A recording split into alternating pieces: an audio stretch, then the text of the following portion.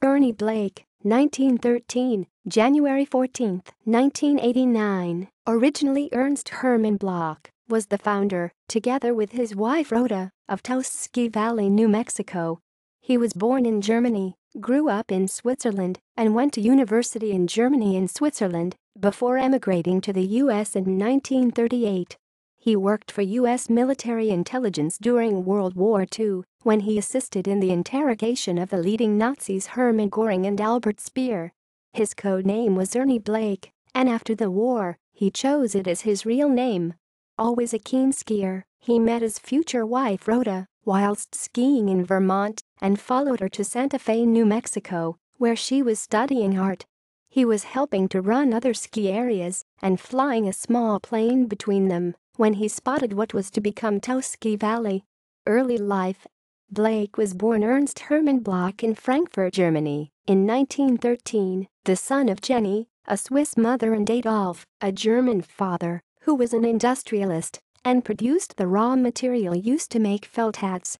Ernst was a keen skater, and his mother introduced him to skiing.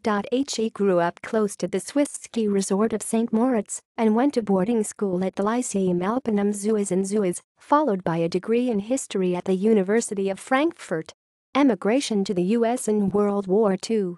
In 1938, he emigrated to the U.S. and served in U.S. military intelligence during World War II, when he assisted in the interrogation of the leading Nazis Hermann Göring and Albert Speer.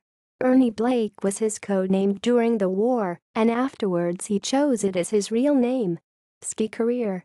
In December 1940, Blake met Rhoda Limburg at the top of a chairlift on Mount Mansfield in Stowe, Vermont. He followed her to Santa Fe, New Mexico, where she was studying art. They decided to marry in summer 1941. They had 3 children, Peter, Wendy, and Mickey. By 1949, they had settled in Santa Fe.